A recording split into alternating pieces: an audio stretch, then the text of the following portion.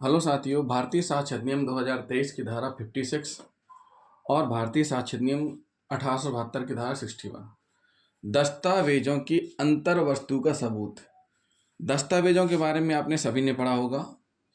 दस्तावेज मतलब जो न्यायालय के परीक्षण के लिए पेश की गई हो, वह दस्तावेजी साक्ष्य कहलाती है। यानी कि कोई भी दस्तावेज कैसा हो सकता है? ऐसी कोई दीवार, वस्तु या पत्थर जिस पर कुछ लिखा गया है या कुछ चिन्ह है, वह इलेक्ट्रॉनिक रिकॉर्ड भी दस्तावेज माने जाते हैं। ये दस्तावेज माने जाते हैं। अब बात आती है दस्तावेजी साक्ष्य के विषय को हम और सरल कैसे कर सकते हैं। इसको हम 3 तरीके से विभाजित कर सकते हैं। दस्तावेजी की अंतर वस्तु साबित करने का ढंग, अर्थात कैसे दस्तावेज की अंतर वस्तुओं कंटेंट्स को सिद्ध किया जाए। जो दस्तावेज के अंदर जो भी वर्णित चीजें हैं उनको कैसे क्या किया जाए, साबित किया जाए। दूसरी कंडीशन आती है दस्तावेज का असली होना या निष्पादित साबित करने का ढंग। क्या दस्तावेज उसी व्यक्ति द्वारा लिखित हस्ताक्षरित जिसके द्वारा ऐसा लिखा जाना एवं हस्ताक्षरित किया जाना अभिकथित है, अर्थात कैसे दस्तावेज को असली होना या निष्पादित सिद्ध किया जाए, मतलब कैसे दस्तावेज को असली माना जाए कि असली है। तीसरा पॉइंट, कहां तक और किन मामलों में मौखिक साक्ष्य दस्तावेजी साक्ष्य द्वारा अपवर्जित किया जाता है। तो ये कंडीशन उत्पन्न होती हैं किस चीज के लिए? दस्तावेजों की अंतर वस्तु को साबित करने के लिए। तो उसके पहले हम आपको थोड़ा सा डिटेल में बता देते हैं दस्तावेजों के बारे में ही, कि दस्तावेज से अभिप्रेत है कोई भी वस्तु या भौतिक पदार्थ जिस पर स्थायी रूप से कोई विवादक या सुसंगत तथ्य का अभिलेख है। जिस कागज पर किसी संविदा का अभिलेख किया गया हो वह एक दस्तावेज है। ऐसे ही कोई दीवार, वस्तु या पत्थर जिस पर कुछ लिख गया है या कुछ चिन्ह है, दस्तावेज माना जाता है। भारतीय साक्ष्य अधिनियम में परिभाषा में भी बताया गया है कि दस्तावेज जो न्यायालय के परीक्षण के लिए पेश की गई हो वे दस्तावेज साक्ष्य कहलाती हैं। अर्थात दस्तावेज को दस्तावेजी साक्ष्य का रूप देने के लिए सर्वप्रथम जरूरी है कि उसको न्यायालय के समक्ष पेश किया जावे। मतलब सबसे पहले जरूरी क्या है? न्यायालय के समक्ष पेश किया जावे जब तक कि उसकी अंतर वस्तु या द्वितीय साक्ष्य ग्राह्य न हो। मतलब सीधा सीधा कह रहे हैं कि दस्तावेज की प्राथमिक साक्ष्य जो भी है उसको सबसे पहले न्यायालय के समक्ष पेश किया जाए, तब तक कि उसकी अंतर वस्तु या द्वितीय साक्ष्य, अंतर वस्तु का द्वितीय साक्ष्य ग्राह्य न हो या उसका औपचारिक सबूत अधित्याजित ना कर दिया गया हो। मतलब सीधी सी बात है, आपको क्या करना है? प्राथमिक जो भी सबूत है उसको न्यायालय के समक्ष पेश करना है जब तक कि उसकी अंतर वस्तु का द्वितीय साक्ष्य ग्राह्य ना हो। सीधी सी बात है, आपको पेश करना ही है। इस प्रकार दस्तावेजों का पेश करना जरूरी है और उसको भारतीय साक्ष्य अधिनियम के अनुसार साबित किया जाना भी जरूरी है। दस्तावेजों को 2 प्रकार से साबित किया जा सकता है। दस्तावेज पेश करना, दूसरी कंडीशन दस्तावेज को साबित करना। तो ये जो दस्तावेज है कैसे पेश करना है, तो साथियों 91 सीआरपीसी में वर्णित है कि दस्तावेजों को पेश कैसे करना है। दस्तावेजों को पेश करने के बारे में दांडिक मामलों के नियम सीआरपीसी की धारा 91 में अंतर्विष्ट है। क्या है? 91 में अंतर्विष्ट है। मतलब सीधी सी बात है, जब कोई पक्षकार नोटिस पाने के बावजूद भी किसी दस्तावेज को पेश करने से इनकार कर देता है, तब वह बाद में साक्ष्य के रूप में प्रयोग नहीं कर सकता। 2 पक्षकार हैं, एक पक्षकार के पास डिवाइस है या कुछ भी दस्तावेज है, नोटिस मिला कि आप पेश करिए, तो उसने इनकार कर दिया नहीं है, लेकिन वो सोच रहा हो कि बाद में फिर वो पेश कर दे अपने साक्ष्य के रूप में, तो वहां पर उसके पास मौका नहीं रहेगा पेश करने का। क्या नहीं रहेगा? साक्ष्य के रूप में प्रयोग नहीं कर सकता। इसी दौरान अगर दूसरी पार्टी, विपक्ष क्या कर दे, उसकी अंतर वस्तु को द्वितीय साक्ष्य द्वारा साबित कर दे। मतलब जो अंतर वस्तु है जो उसके अंदर है, उस चीज को द्वितीय साक्ष्य के द्वारा अगर साबित कर देता है, तब वो भले अपने पास रखे रहे, उसका कोई मतलब नहीं है। सीधी सी बात यह है कि अगर किसी को नोटिस मिला है कि आप पेश करें, अगर आप पेश नहीं कर रहे हैं, अगर उसको सोच रहे हैं बाद में पेश करेंगे, तो बाद में पेश करने का कोई मतलब नहीं है। लेकिन सेकेंड पार्टी उस मूल साक्ष्य को सेकेंडरी के द्वारा भी साक्ष्य साबित कर सकती है।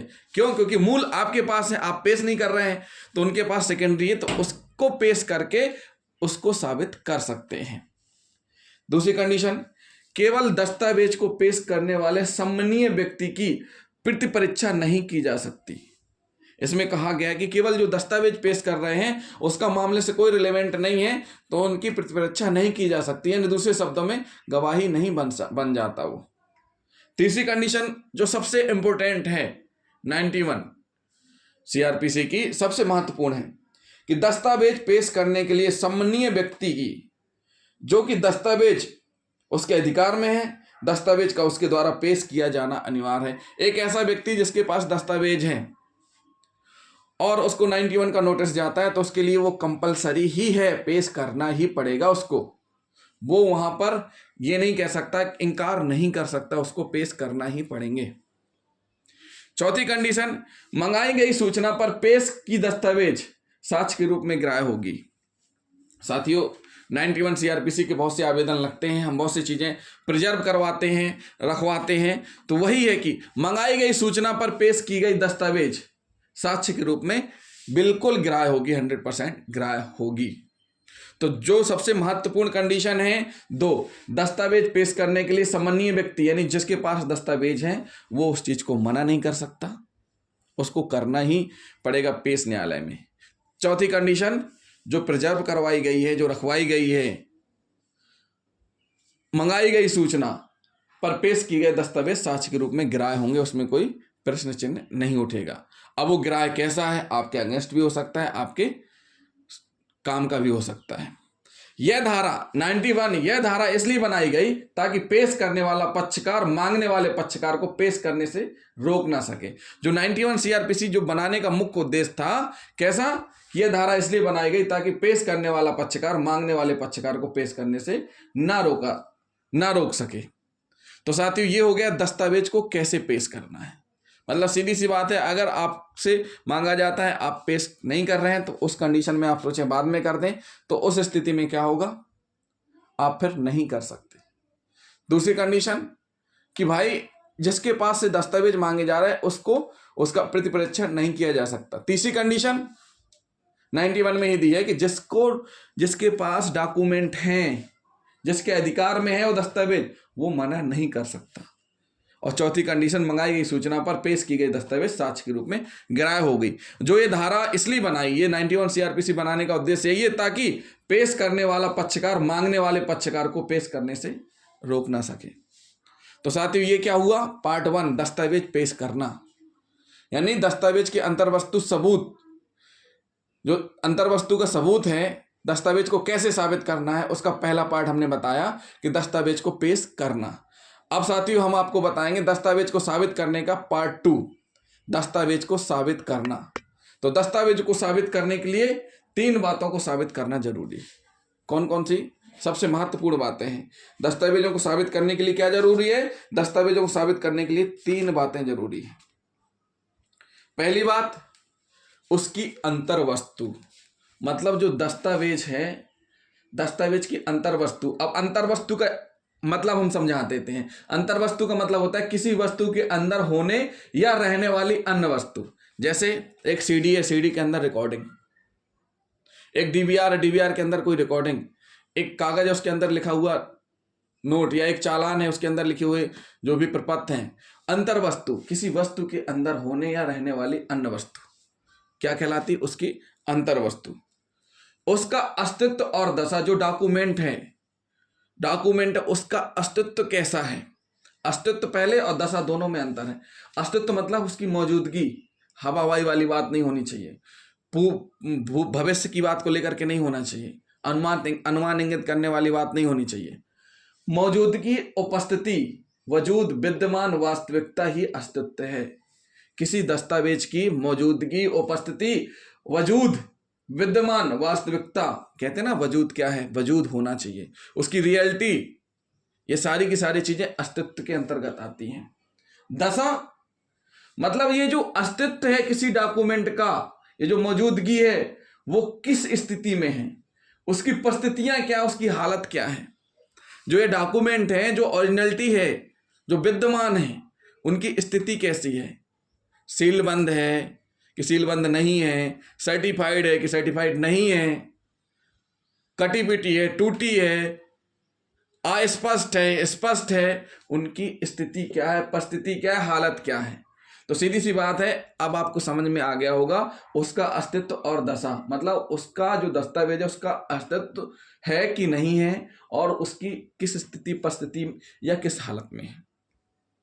तीसरी कंडीशन, उसका निष्पादन या दस्तावेज की यथार्थता, यथार्थता का मतलब होता है असली होना, यथार्थता का मतलब होता है असली होना, उसका निष्पादन कैसा है, असली है कि नहीं है।